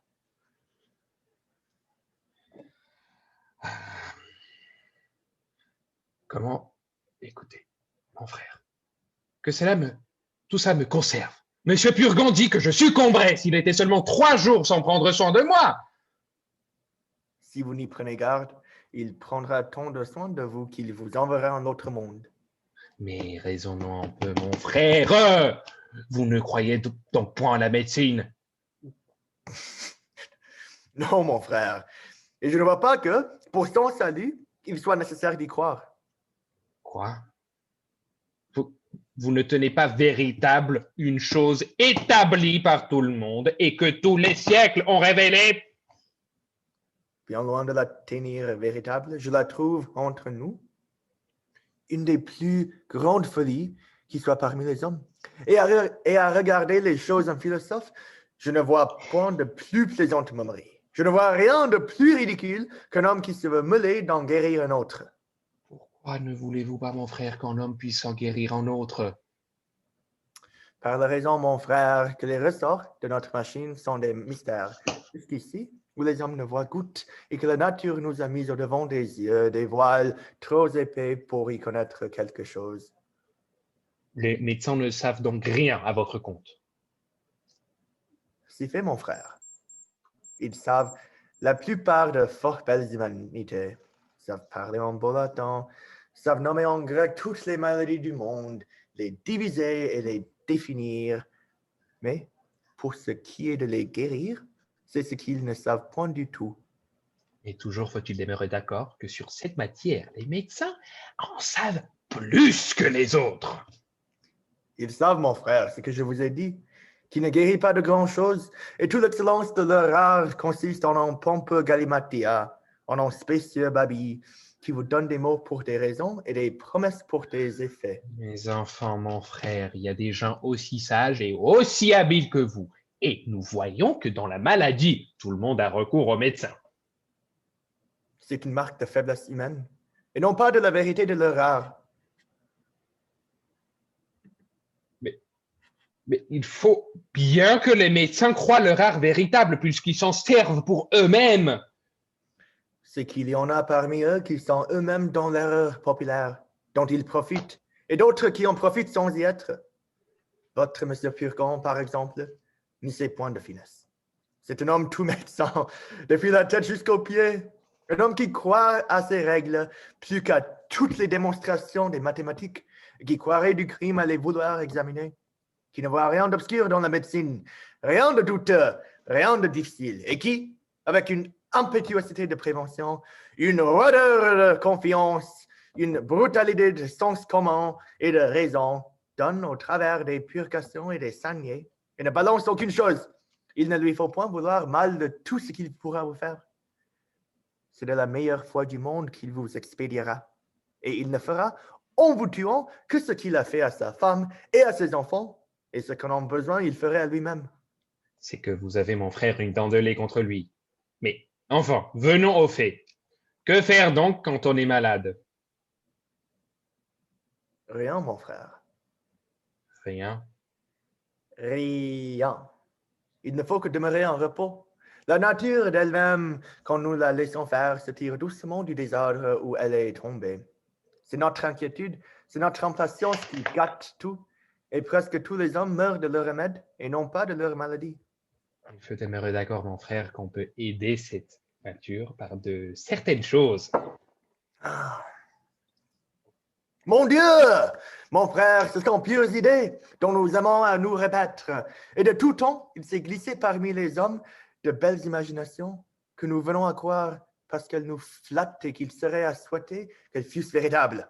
Lorsqu'un médecin vous parle d'aider, de secourir, de soulager la nature, de lui ôter ce qui lui nuit et lui donner ce qui lui manque, de rétablir et de la remettre dans une pleine facilité de ses fonctions, lorsqu'il vous parle de rectifier le sang, de tempérer les entrailles et le cerveau, de dégonfler la rate, de raccommoder la poitrine, de réparer le foie, de fortifier le cœur, de rétablir et conserver la chaleur naturelle, et d'avoir des secrets pour étendre la vie à de longues années. Il vous dit justement le roman de la médecine. Mais quand vous en venez à la vérité et à l'expérience, vous ne trouvez rien de tout cela, et il en est comme de ces beaux songes qui ne vous laissent au réveil que le déplaisir de les avoir crus. C'est-à-dire que toute la science du monde est renfermée dans votre tête et vous voulez en savoir plus que tous les grands médecins de notre siècle. Dans le discours et dans les choses, ce sont deux sortes de personnes que vos grands médecins. Entendez-les parler, les plus habiles gens du monde.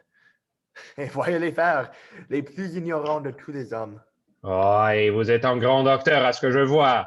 Je voudrais bien qu'il y eût ici quelqu'un de ce monsieur pour embarrer vos raisonnements et rabaisser votre caquet.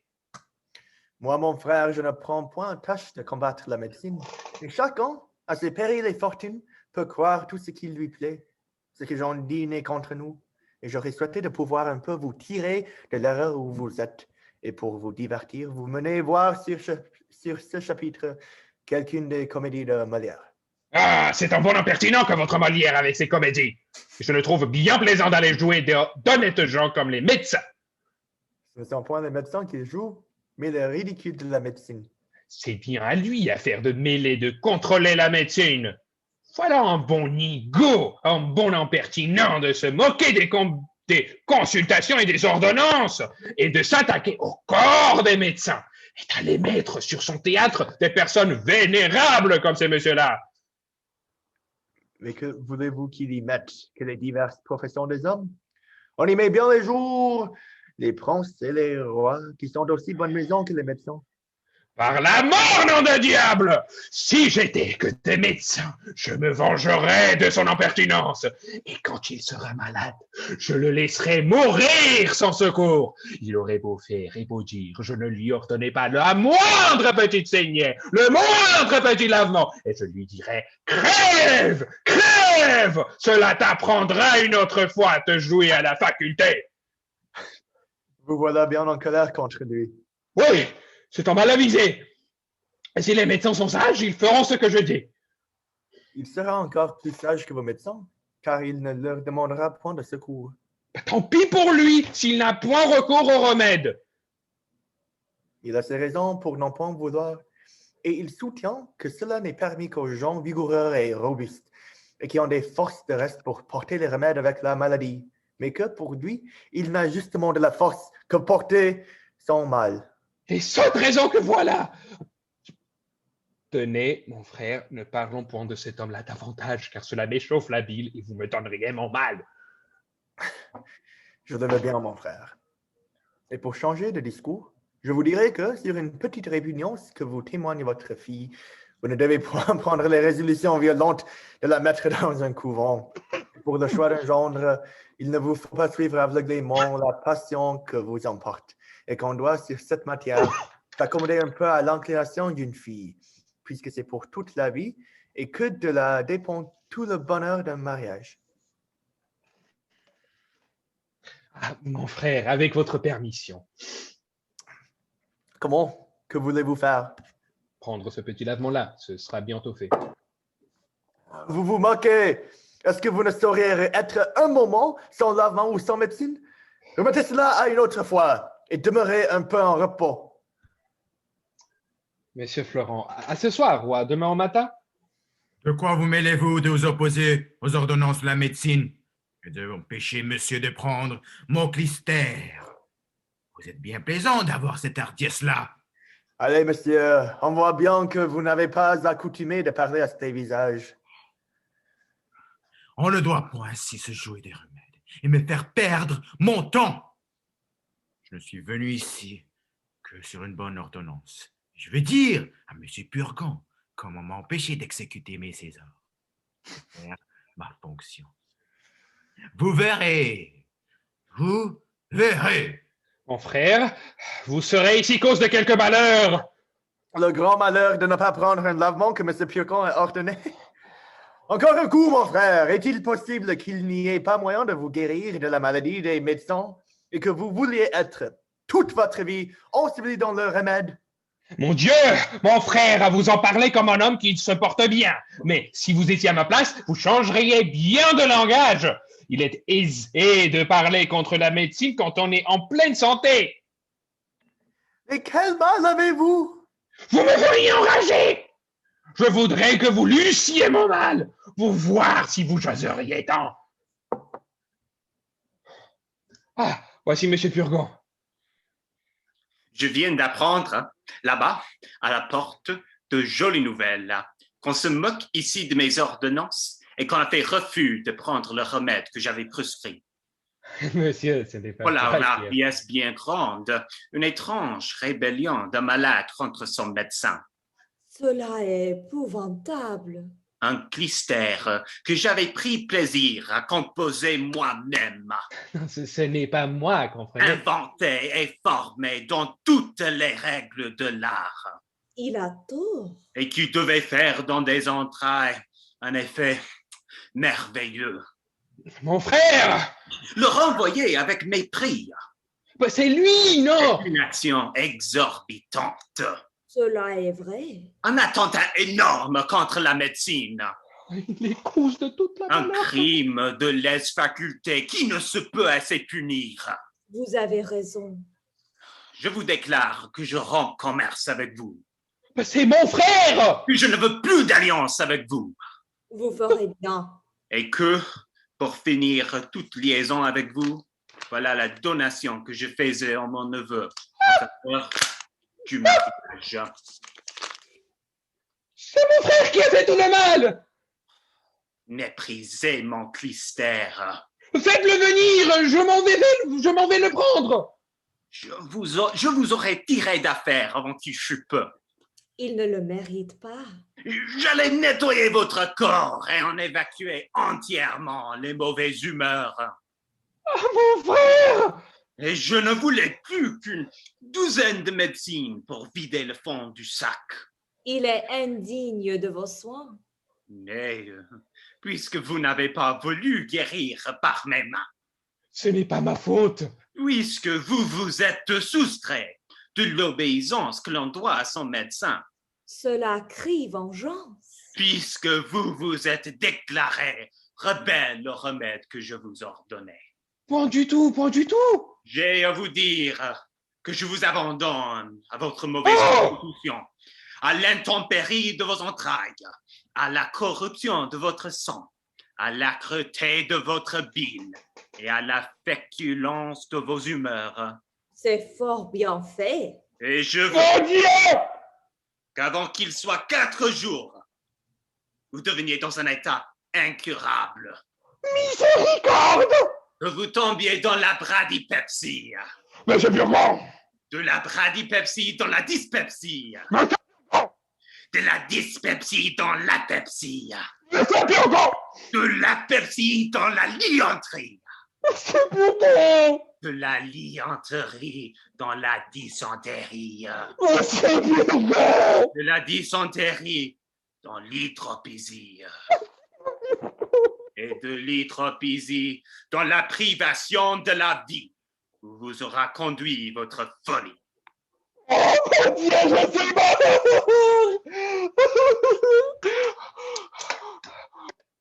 mort! Frère, vous m'avez perdu! Quoi? Qu'y a-t-il? J'en puis plus, je sens déjà que la médecine se venge! Ma foi! Mon frère, vous êtes fou. Et je ne voudrais pas, pour beaucoup de choses, qu'on vous vit faire ce que vous faites. Tâtez-vous un peu, je vous prie. Revenez à vous-même et ne donnez point de temps à votre imagination. Voyez mon frère les étranges maladies dont il m'a menacé! Le simple homme que vous êtes. Il dit que je deviendrai incurable avant qu'il soit 4 jours! Et ce qu'il dit, que fait-il à la chose? Est-ce un oracle qui a parlé?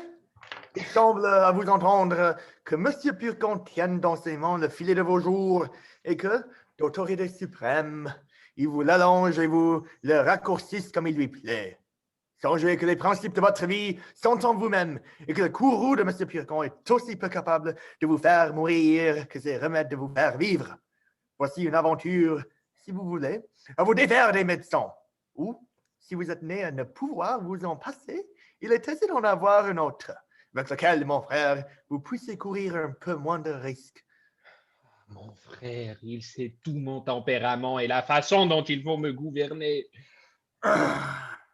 Il faut vous avouer que vous êtes un homme d'une grande prévention et que vous voyez les choses avec d'étranges yeux. Monsieur, voilà un médecin qui demande à vous voir. Et quel médecin? Un médecin de la médecine. Je te demande qui il est. Je ne le connais pas, mais il me ressemble comme 2 gouttes d'eau. Et si je n'étais sûre que ma mère était honnête femme, je dirais que ce serait quelques petits frères qu'elle m'aurait donnés depuis le trépas de mon père. Fais-le venir. Vous êtes servi à souhait. Un médecin vous quitte, un autre se présente.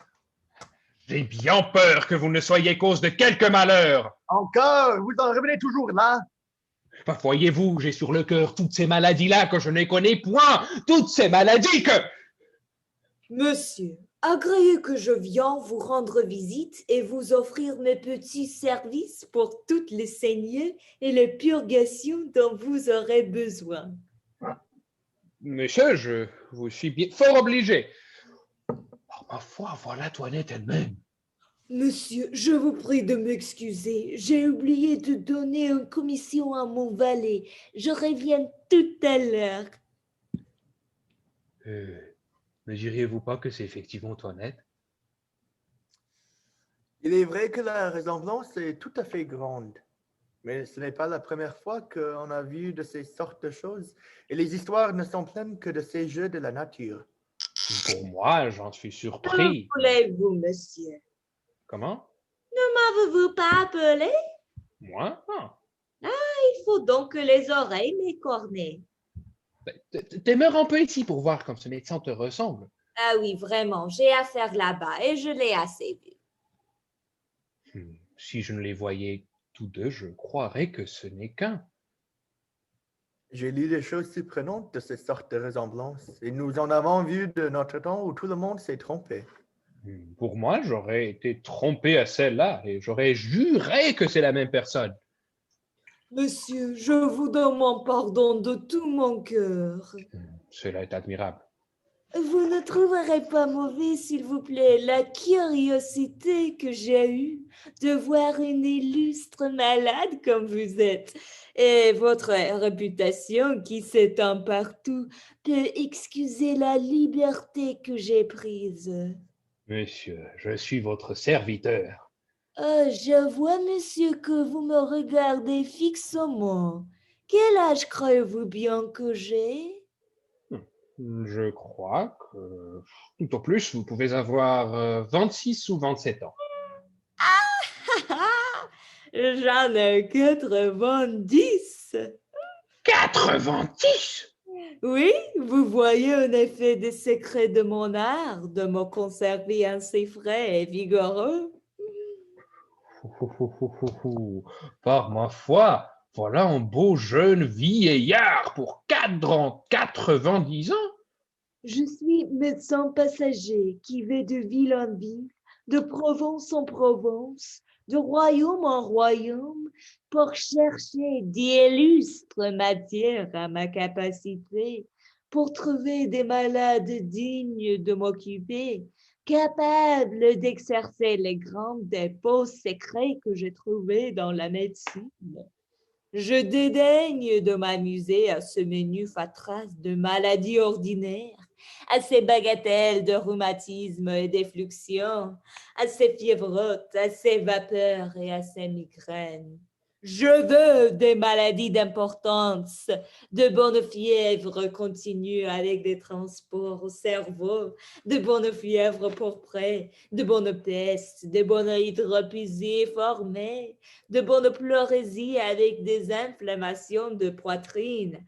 C'est là que je me plais, c'est là que je triomphe. Et je voudrais, monsieur, que vous eussiez toutes les maladies que je viens de dire, que vous fussiez abandonné de tous les médecins, désespérés à l'agonie pour vous montrer l'excellence de mes remèdes et l'envie que l'aurait de vous rendre service. Je vous suis obligé, monsieur, des bontés que vous avez pour moi. Donnez-moi votre pouls. Allons donc, allons bas comme il faut. Aïe, je vous ferai bien aller comme vous devez. Ouais, ce pouls-là fait l'impertinent. Je vois bien que vous ne me connaissez pas encore. Qui est votre médecin? Monsieur Purgon. Cet homme-là n'est point écrit sur mes tablettes entre les grands médecins. De quoi dit-il que vous êtes malade? Il dit que c'est du foie et d'autres disent que c'est de la rate. Ce sont tous des ignorants. C'est du poumon que vous êtes malade. Du poumon? Oui. Que sentez-vous? Je sens de temps en temps des douleurs de tête. Justement, le poumon? Il me semble parfois que j'ai un voile devant les yeux. Le poumon. J'ai quelquefois des maux de cœur. Le poumon. Je sens parfois des lassitudes par tous les membres. Le poumon. Quelquefois, il me prend des douleurs dans le ventre, comme si c'était des coliques. Le poumon. Vous avez appétit à ce que vous mangez? Oui, monsieur. Le poumon. Vous aimez à boire un peu de vin? Oui, monsieur. Le poumon. Il vous prend un petit sommeil après le repas et vous êtes bien aise de dormir? Oui, monsieur. Le poumon, vous dis-je. Que vous ordonne votre médecin pour votre nourriture? Il m'ordonne du potage. Oh, ignorante! De la volaille. Ignorante! Du veau. Ignorante! Des bouillons. Ignorant! Des œufs frais. Ignorant! Et le soir, des petits pruneaux pour lâcher le ventre. Ignorant! Et surtout de boire mon vin fort trempé. Ignorantus, ignoranta, ignorantum. Il faut boire votre vin pur et pour épaissir votre sang qui est trop subtil, il faut manger de bons gros bœufs, de bons gros porcs, de bons fromages de Hollande, du gros et du riz et des marrons et des oublis pour coller et conglutiner. Votre médecin est une bête. Je veux vous en envoyer un de ma main et je viendrai vous voir de temps en temps, tandis que je serai en cette ville. Vous m'obligez beaucoup. Que diantre faites-vous de ce bras-là? Comment? Voilà un bras que je me ferais couper tout à l'heure si j'étais que de vous. Et pourquoi? Ne voyez-vous pas qu'il tire à soi toute la nourriture et qu'il empêche ce côté-là de profiter? Oui, mais j'ai besoin de mon bras. Ah, vous avez là aussi un œil droit qui je me ferais crever si j'étais en votre place. Crever un œil? Ne voyez-vous pas qu'il incommode l'autre et lui dérobe sa nourriture? Croyez-moi, faites-vous le crever plus tôt, vous en verrez plus clair de l'œil gauche. Ce n'est pas pressé. Adieu, je suis fâchée de vous quitter si tôt, mais il faut que je me trouve à une grande consultation qui se doit faire pour un homme qui mourut hier. Pour un homme qui mourut hier? Oui, pour aviser et voir ce qu'il aurait fallu lui faire pour le guérir. Jusqu'au revoir. Vous savez que les malades ne reconduisent pas. Voilà un médecin vraiment qui paraît fort habile. Oui, mais va un peu bien vite. Tous les grands médecins sont comme cela. Me couper en bras et me crever un œil afin que l'autre se porte mieux. J'aime bien mieux qu'il se porte pas si bien. La belle opération de me rendre poriement chaud. Allons, allons, je suis votre servant. Je n'ai pas envie de rire. Qu'est-ce que c'est? Votre médecin, ma foi, qui me voulait tâter le pouls. Vous voyez un peu à l'âge de 90 ans. Oh, ça, mon frère, puisque voilà votre monsieur Piercon briller avec vous, ne voulez-vous pas bien que je vous parle du parti qui s'offre pour ma nièce? Non, mon frère, je veux la mettre dans un couvent puisqu'elle s'est opposée à mes volontés. Je vois bien qu'il y a quelques amourettes là-dessous et j'ai découvert certaines entrevues secrètes qu'on ne sait pas que j'ai découvertes. Eh bien, mon frère, quand il y aurait quelques petites inclinations, cela serait-il si criminel et rien peut-il vous offenser? Quand tout ne va qu'à des choses honnêtes comme le mariage. Quoi qu'il en soit, mon frère, elle sera religieuse. C'est une chose résolue. Vous voulez faire plaisir à quelqu'un? Je vous entends, vous en revenez toujours là, et ma femme vous vient au cœur. Eh bien, oui, mon frère, puisqu'il faut parler à cœur ouvert, c'est votre femme que je veux dire, et non plus que l'entêtement de la médecine. Je ne puis vous souffrir l'entêtement où vous êtes pour elle, et voir que vous vous donniez tête baissée dans tous les pièges qu'elle vous tend. Ah, monsieur, ne parle point de madame. C'est une femme sur laquelle il n'y a rien à dire. Une femme sans artifice, qui aime monsieur, qui l'aime. On ne peut pas dire cela. Demandez-lui un peu les caresses qu'elle me fait.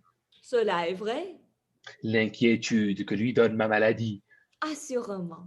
Et les soins et les peines qu'elle prend autour de moi. Il est certain. Voulez-vous que je vous convainque et vous fasse voir tout à l'heure comme madame aime monsieur? Monsieur, souffrez que je lui montre son bec jaune et le tiers d'horreur. Comment?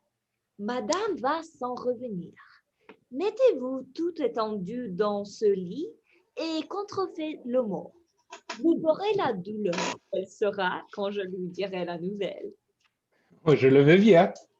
Oui, mais ne la laissez pas longtemps dans le désespoir, car elle en pourrait bien mourir. Laisse-moi faire. Cachez-vous, vous, Bérald, fermez votre caméra. Y a-t-il quelques dangers à contrefaire le mort? Non, non, quel danger y aurait-il? Étendez-vous là seulement. Il y aura plaisir à confondre votre frère. Ah, voici madame. Tenez-vous bien. Oh mon Dieu! Oh malheur! Quel étrange accident! Qu'est-ce, Toinette? Oh madame! Qu'est-il? Votre mari est mort. Mon mari est mort? Hélas, oui. Le pauvre Dauphin est trépassé. Assurément. Assurément. Personne ne sait encore cet accident-là et je me suis trouvée ici toute seule. Il est mort devant moi. Tenez, le voilà, tout de sanglant dans ce lit. Le ciel en soit loué. Me voilà délivrée d'un grand fardeau. Que tu es sotte, Toinette, de t'affliger de cette mort. Je pensais, madame, qu'il fallait pleurer. Cela n'en vaut pas la peine. Quelle perte est-ce que la sienne et de quoi servait-il sur la terre? Un homme incommode à tout le monde, malpropre, dégoûtant, sans cesse un lavement ou une médecine dans le ventre, mouchant, toussant, crachant toujours, sans esprit, ennuyeux, de mauvaise humeur, fatiguant sans cesse les gens et grondant jour et nuit, servante évalée. Voilà une belle oraison funèbre. Il faut, Toinette, que tu m'aides à exécuter mon dessein, et tu peux croire qu'en me servant, ta récompense est sûre. Puisque par un bonheur, personne n'est encore averti de la chose, portons-le, oui, dans le lit, et tenons cette mort cachée, jusqu'à ce que j'ai fait mon affaire. Il y a des papiers, il y a de l'argent dont je me veux saisir, et il n'est pas juste que j'ai passé sans fruit auprès de lui mes plus belles années. Viens, Toinette, prenons auparavant toutes ces clés.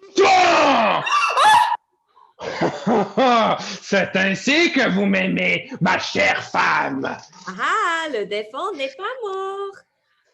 Je suis bien aise de voir votre amitié et d'avoir entendu le beau panégyrique que vous avez fait de moi. Voilà un avis au lecteur qui me rendra sage à l'avenir et qui m'empêchera de faire bien des choses. Eh bien, mon frère, vous le voyez. Par ma foi, je n'aurais jamais cru cela. Mais j'entends votre fille. Remettez-vous comme vous étiez et voyons de quelle manière elle recevra votre mort. C'est une chose qui n'est pas mauvaise d'éprouver, et puisque vous êtes en train, vous connaîtrez par là les sentiments que votre famille a pour vous. Oh ciel, fâcheuse aventure, malheureuse journée. Toinette, de quoi pleures-tu? Qu'a t-il, mon oncle? Hélas, j'ai de tristes nouvelles à vous donner. Et quoi? Votre père est mort. Mon père est mort, Toinette? Oui, vous le voyez là. Il vient de mourir tout à l'heure d'une faiblesse qu'il lui a pris. Au ciel! Quelle infortune! Quelle atteinte cruelle! Hélas, faut-il que je perde mon père, la seule chose qui me restait au monde, et qu'encore, pour un surcroît de désespoir, je le perds dans un moment où il était irrité contre moi. Que deviendrais-je malheureuse et quelle consolation trouver après une si grande perte? Qu'avez-vous donc, belle Angélique? Et quel malheur pleurez-vous? Hélas, je pleure tout ce que dans la vie je pouvais perdre de plus cher et de plus précieux. Je pleure la mort de mon père. Au ciel! Oh, quel accident! Quel coup inopiné! Hélas! Après la demande que j'avais conjuré votre oncle de lui faire pour moi, je venais me présenter à lui et tâcher par mes respects et par mes prières de disposer son cœur à vous accorder à mes vœux. Ah, Cléante, ne parlons plus de rien. Laissons là toutes les pensées du mariage. Après la perte de mon père, je ne veux plus être du monde. J'y renonce pour jamais. Oui, mon père, si j'ai résisté tantôt à vos volontés, je veux suivre du moins une de vos intentions et réparer par là le chagrin que je m'accuse de vous avoir donné. Souffrez, mon père, que je vous en donne ici ma parole et que je vous embrasse pour vous témoigner mon ressentiment. Oh, ma fille! N'ayez pas peur, je ne suis pas mort.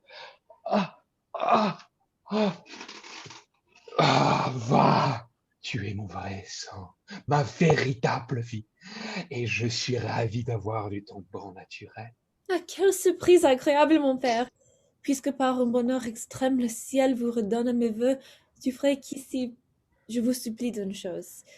Si vous n'êtes pas favorable au penchant de mon cœur, si vous me refusez Cléante pour époux, je vous conjure au moins de ne me point forcer d'en épouser un autre. C'est toute la grâce que je vous demande. Monsieur, laissez-vous toucher à ces prières et aux miennes, et ne vous montrez point contraire au mutuel empressement d'une si belle inclination. Mon frère, pouvez-vous tenir la compte? Monsieur, serez-vous insensible à tant d'amour? Qu'il se fasse médecin, je consens au mariage. Oui, faites-vous médecin, je vous donnerai ma fille. Et volontiers, monsieur. Il ne tient qu'à cela pour être votre gendre. Je me ferai médecin, apothicaire même, si vous voulez. Ce n'est pas une affaire que cela.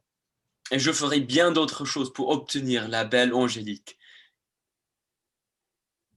Mais mon frère, il me vient une pensée. Faites-vous médecin vous-même. La commodité sera encore plus grande d'avoir en vous tout ce qu'il vous faut. Cela est vrai. Voilà le vrai moyen de vous guérir bientôt. Et il n'y a point de maladie si osée que de se jouer à la personne de médecin. Je pense, mon frère, que vous vous moquez de moi. Est-ce que je suis en âge d'étudier? Bon, étudiez. Vous êtes assez savant. Et il y en a beaucoup parmi eux qui ne sont pas plus habiles que vous. Mais il faut savoir bien parler latin, grec, connaître les maladies et les remèdes qu'il y faut faire. En recevant la robe et le bonnet de médecin, vous apprendrez tout cela et vous serez après plus habile que vous ne voudrez. Quoi? Non, c'est discourir sur les maladies quand on a cet habit-là? Oui. L'on n'a qu'à parler avec une robe et un bonnet. Tout galimatière devient savant et toute sottise devient raison. Tenez, monsieur, quand il n'y aurait que votre barbe, c'est déjà beaucoup. Et la barbe fait plus de la moitié du médecin. En tout cas, je suis prêt à tout. Voulez-vous que l'affaire se fasse tout à l'heure? Comment tout à l'heure? Oui. Et dans votre maison? Dans ma maison? Oui. Je connais une faculté de mes amis qui viendra tout à l'heure en faire la cérémonie dans votre salle.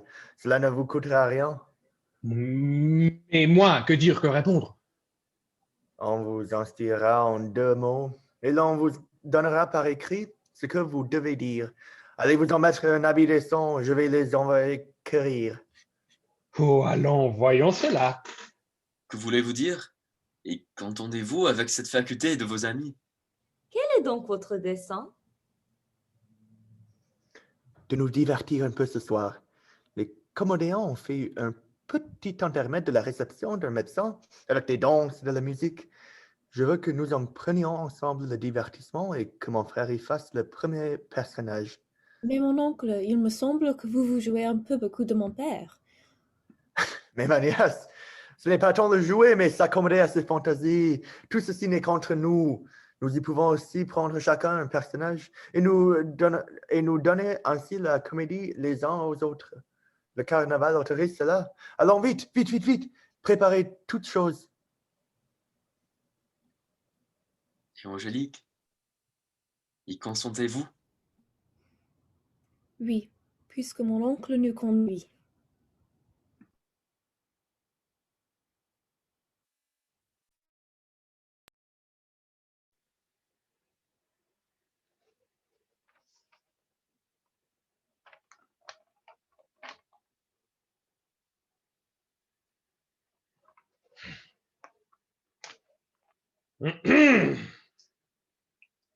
Grandes doctores doctrinae, de la rhubarbe et du séné, ce serait sans doute à moi chose folle, inepta et ridicule, si j'allibam engagare vobis longeas donare, e entreprenoibam aggiuttare de lumiera so soleil, e des étoiles au cielo, des ondas al océano, e des rosas sopra intanto, agreate qu'avec un moto, pro toto remercimento, rendam gratiam corporitam docto, vobis debeo, bien plus qu'à naturae et qu'à patri meo, natura et pater meus, hominem me habent factum, mais vos me, ce qui est bien plus, avetis factum medicum,